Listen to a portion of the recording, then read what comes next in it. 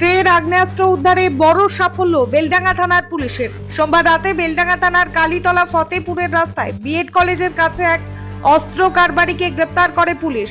তল্লাশি চালিয়ে তার ব্যাগ থেকে 6টি ওয়ান শটার, 2টি মাস্কেট এবং 14 রাউন্ড গুলি বাজেয়াপ্ত করা হয়। ধৃত ব্যক্তির নাম নওশাদ মণ্ডল, বাড়ি ডোমকল থানার দক্ষিণ গরিবপুর এলাকায়।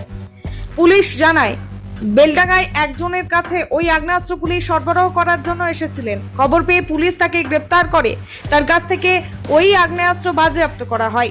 মঙ্গলবার ধৃত ব্যক্তিকে বহরমপুরে এসিজেএম আদালতে হাজির করানো হয়।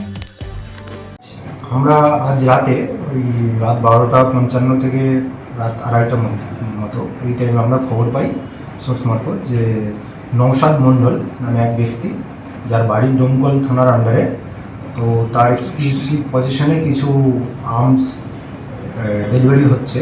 তো সেই সূত্র মারফত আমরা আমাদের টিম নিয়ে যখন যাই কালীতলা এরিয়া, আমাদের বেলডাঙ্গা থানার আন্ডারে, তো সেখানে গিয়ে দেখি তার পজিশনে 6 পিস ওয়ান শটার পাইপ গান এবং 2টো মাস্কেট, আর সাথে 14 রাউন্ড অ্যামিউনিশন, এবং সাথে একটা প্লাস্টিক ব্যাগ এবং 1 নাইলন ব্যাগ, প্লাস্টিক অ্যাকচুয়ালি বস্তা, এবং 1 নাইলন ব্যাগ, এগুলো উদ্ধার করি।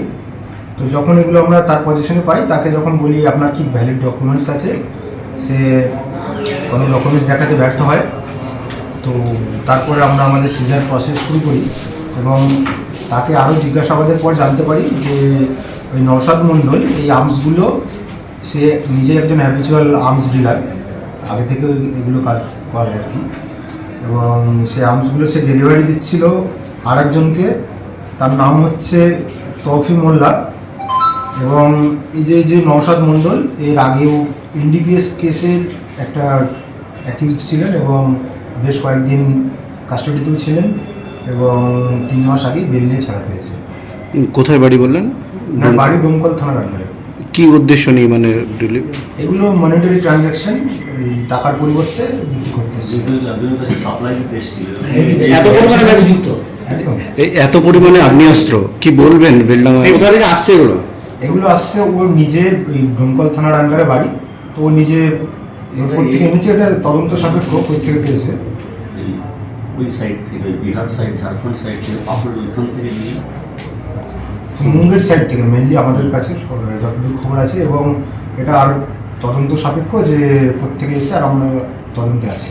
এর আগেও 4 তারিখে আর্মস রিকভারি হয়েছিল, আজকে হলো, তার সঙ্গে কি কোনোভাবে যুক্ত আছে? ওদের কাছ থেকে এটা আমরা তদন্ত করে দেখছি কি কানেকশন আছে, তো এখন আমরা মানে সরাসরি কিছু বলতে পারছি না। ওদের জিজ্ঞাসাবাদ করা হয়েছিল যে বদরুদ্দিন যে ছিল, যে যাকে ধরা হয়েছিল, সে বলেছিল যে আমাদের ডোমকল থেকে নওশাদ এসে যে একটা অ্যাকচুয়ালি ছাগল কেনা বেচা উপর দিয়ে দেখায়, আর অ্যাকচুয়ালি আর্মসটাই করে। ও তখন বলেছিল যে এই নওশাদের কাছ থেকে নেওয়া হয়, সেই সোর্স মারফত আমরা নওশাদকে ধরার চেষ্টা করি, বাড়ি থেকে যাওয়া হয়নি, তখন পাওয়া যায়নি।